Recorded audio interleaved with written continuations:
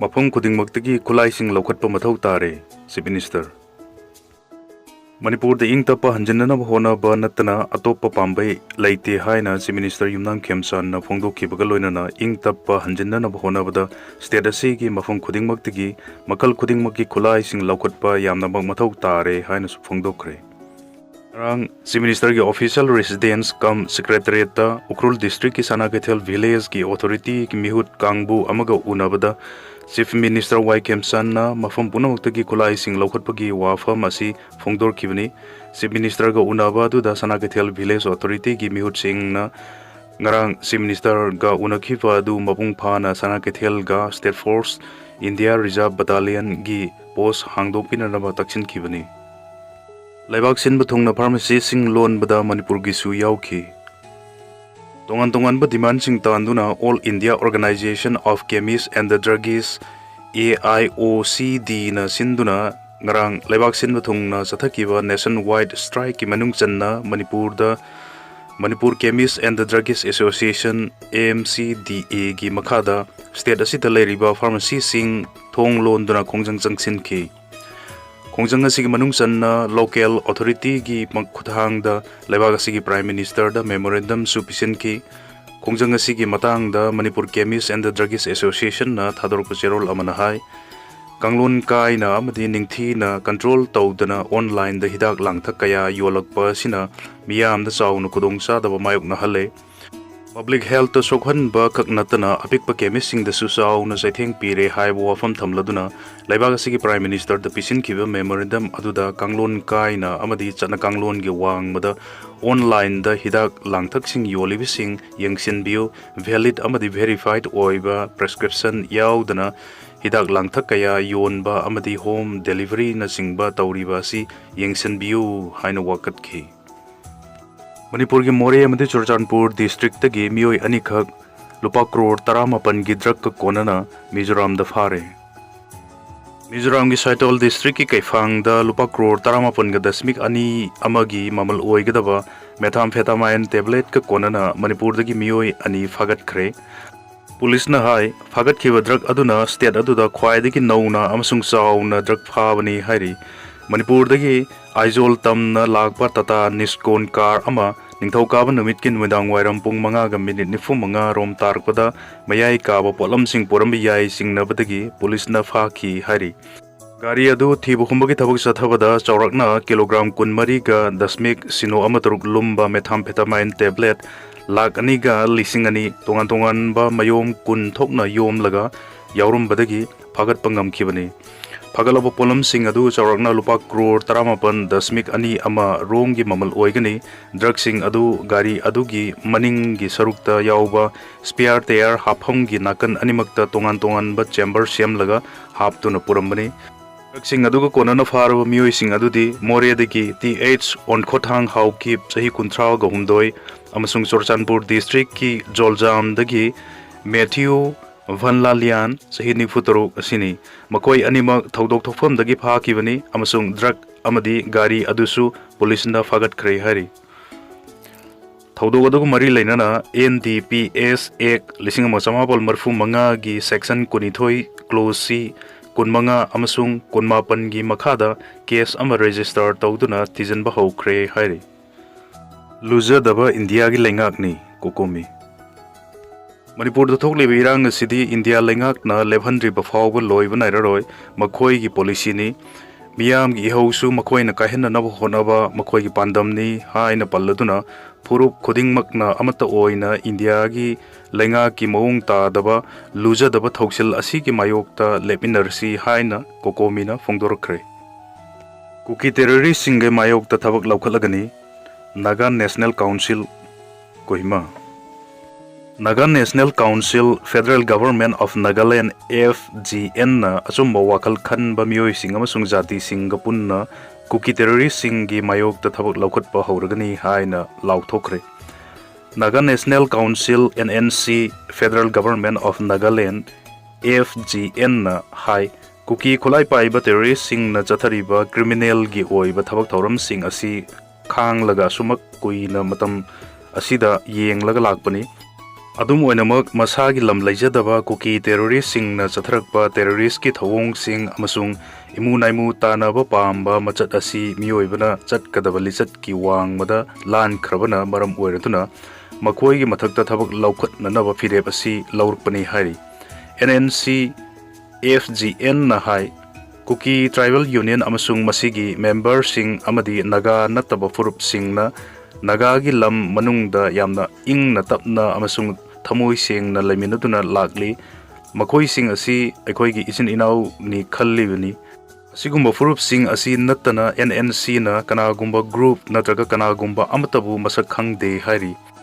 ꯃꯤꯌꯥꯝꯒꯤ ꯃꯍꯧꯁꯥꯒꯤ ꯄꯨꯟꯁꯤꯗ ꯑꯀꯥꯏꯕ ꯊꯣꯛꯍꯟꯕꯒ ꯂꯣꯏꯅꯅ ꯅꯥꯒꯥ ꯑꯃꯁꯨꯡ ꯌꯨꯝꯂꯣꯟꯅꯅ ꯂꯩꯃꯤꯟꯅꯔꯤꯕ ꯌꯦꯜꯍꯧ ꯃꯤꯌꯥꯝꯗ ꯑꯀꯥꯏꯕ ꯄꯤꯔꯤꯕ ꯏꯂꯤꯒꯦꯜ ꯏꯃꯤꯒ꯭ꯔꯦꯟꯠꯁꯤꯡ, ꯔꯤꯐ꯭ꯌꯨꯖꯤꯁꯤꯡ ꯑꯃꯁꯨꯡ ꯈꯨꯠꯂꯥꯏ ꯄꯥꯏꯕ ꯇꯦꯔꯣꯔꯤꯁꯁꯤꯡ, ꯏꯪꯅ ꯆꯤꯛꯅ ꯂꯩꯖꯕ ꯄꯥꯝꯕ ꯃꯤꯌꯥꯝ ꯑꯃꯁꯨꯡ ꯖꯥꯇꯤꯁꯤꯡꯒꯤ ꯌꯦꯛꯅꯕꯅꯤ꯫ ꯑꯁꯤꯒꯨꯝꯕ ꯑꯦꯟꯇꯤ ꯄꯤꯄꯜ ꯑꯃꯁꯨꯡ ꯑꯦꯟꯇꯤ ꯅꯦꯁꯅꯦꯜ ꯑꯣꯏꯕ ꯀꯥꯡꯕꯨ ꯑꯁꯤ ꯃꯤꯌꯥꯝ ꯄꯨꯟꯅ ꯁꯦꯡꯗꯣꯛꯈꯤꯒꯗꯕꯅꯤ ꯍꯥꯏꯅ ꯑꯀꯟꯕ ꯋꯥꯐꯝ ꯊꯝꯂꯛꯂꯤ꯫ ꯅꯥꯒꯥꯁꯤꯡꯅ ꯃꯈꯣꯏꯅ ꯂꯩꯔꯤꯕ ꯂꯝ, ꯐꯨꯔꯨꯞ ꯑꯃꯁꯨꯡ ꯃꯐꯝꯒꯤ ꯈꯦꯟꯅꯕ ꯊꯝꯗꯅ ꯏꯁꯥꯒꯤ ꯂꯝ ꯑꯃꯁꯨꯡ ꯖꯥꯇꯤ ꯀꯟꯅꯅꯕ ꯄꯨꯟꯅ ꯄꯨꯟꯁꯤꯟꯕ ꯃꯇꯝ ꯌꯧꯔꯦ ꯍꯥꯏꯔꯤ꯫ ꯄꯦꯇ꯭ꯔꯣꯜ ꯑꯃꯗꯤ ꯗꯤꯖꯜ ꯊꯥꯎꯒꯤ ꯃꯃꯜ ꯇꯣꯏꯅ ꯍꯦꯟꯒꯠꯍꯟꯕꯅ ꯗꯣꯃꯦꯁꯇꯤꯛ ꯚꯥꯏꯑꯣꯂꯦꯟꯁꯁꯨ ꯍꯦꯟꯒꯠꯍꯜꯂꯒꯅꯤ꯫ ꯍꯧꯈꯤꯕ ꯃꯦ 15ꯗ ꯅꯔꯦꯟꯗ꯭ꯔ ꯃꯣꯗꯤ ꯂꯩꯉꯥꯛꯅ ꯄꯦꯇ꯭ꯔꯣꯜ ꯑꯃꯗꯤ ꯗꯤꯖꯜ ꯊꯥꯎ ꯂꯤꯇꯔꯗ ꯂꯨꯄꯥ 3ꯒꯤ ꯆꯥꯡꯗ ꯍꯦꯟꯒꯠꯈ꯭ꯔꯕ ꯃꯇꯨꯡ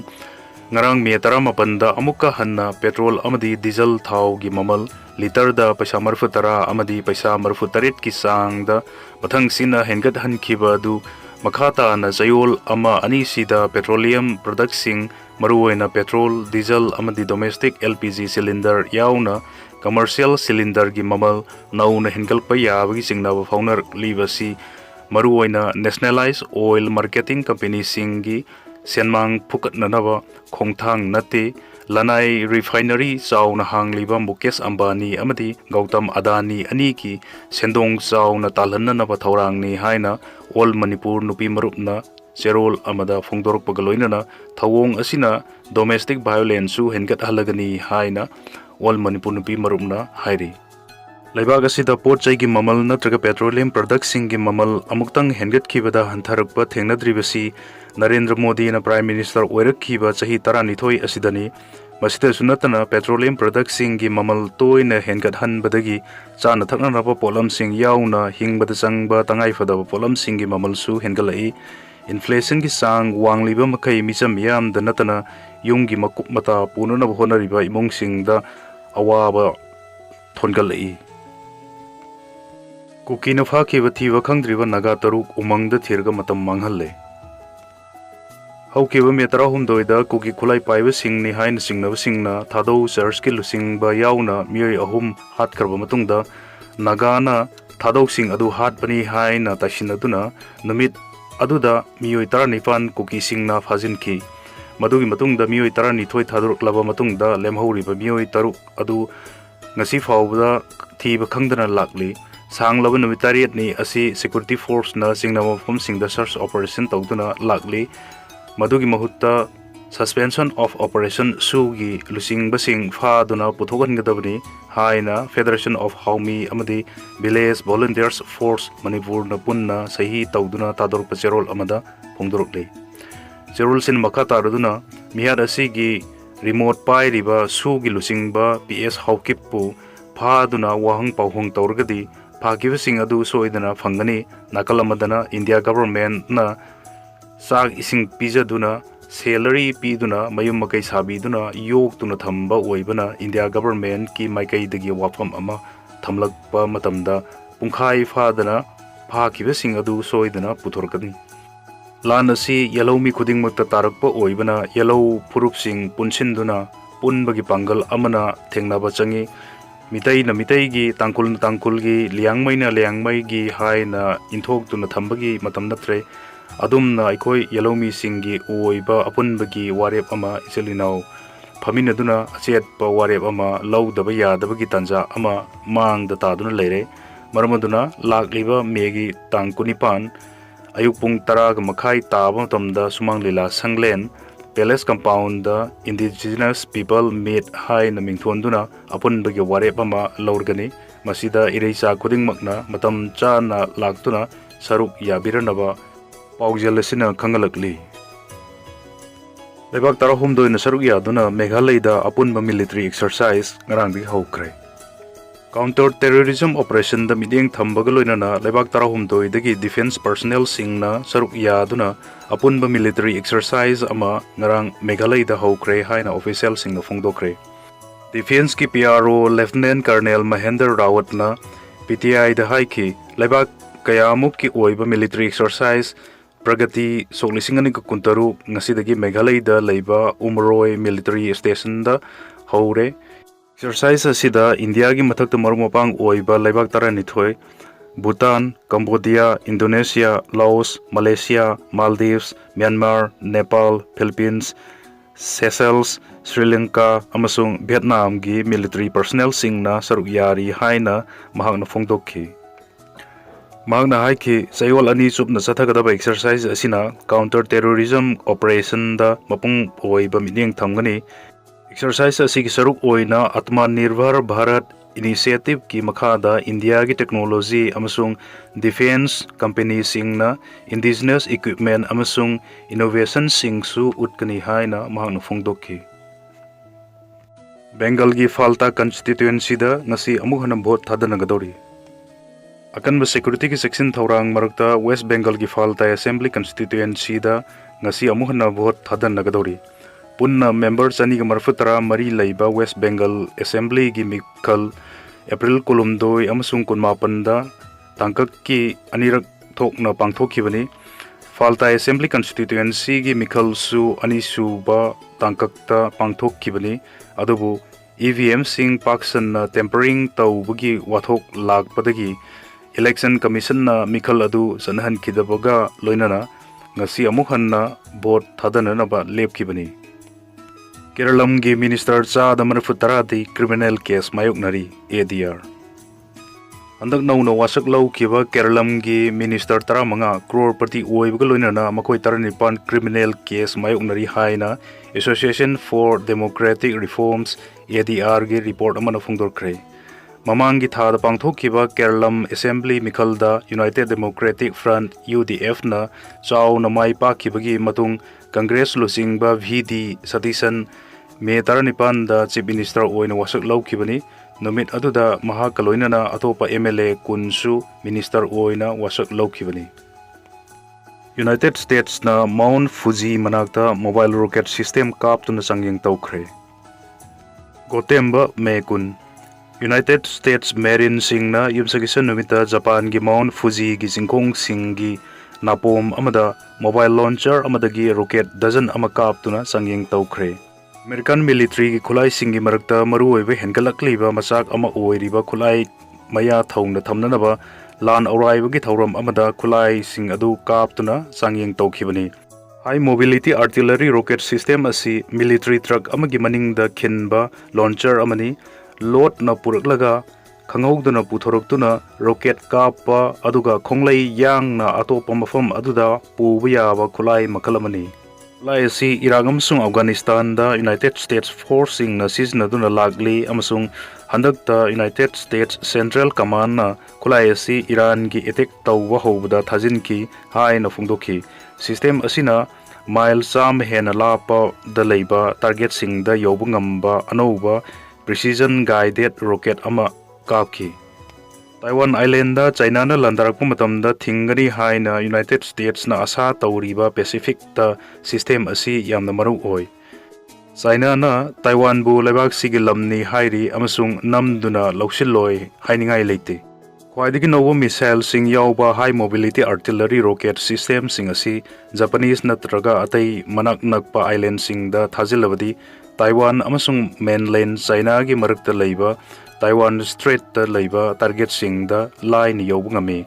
High mobility artillery rocket system da general oina shorter range rocket sing happy adum oinamak Tokyo dagi pung anirom thauraga leiba US military gi Camp Fuji da chathakiba lan auraiba duda dummy projectile sing khak sinlaki. Camp Fuji da high mobility artillery rocket system sangyeng tauba handaki asina anisubani handaki lan auraiba adu Japanese military force singa kusamnaraga chathaki rocket sing adu kapkiba mafam amasung makoina takiba mafamgi marakta leiba public road ama lan auraiba manung da section thaurang oina thingjinduna thamki hari Pakistan da Air Force ki training jet ama kaikre Islamabad me kun Pakistan Air Force ki training aircraft ama Pakistan gi nongpok thang basaruk Punjab province ta yumsakisan numita kaikre haina security sourcing na phongdokre Security sourcing gi matung ina aircraft adu Punjab province ki Mianwali district ta routine operational training mission amada kai kibani hari jet adu kai dringaida pilot animak tek ta kai dana songthokki amasung kangphal da mi siba natraga sok pa yaw bugi pau leite haina sourcing na makata na phongdokki aircraft adugi engine da ya daba kharna maram oirga thodok adu thokibani investigation ama sathaba hokre haina source sina makata na phongdokki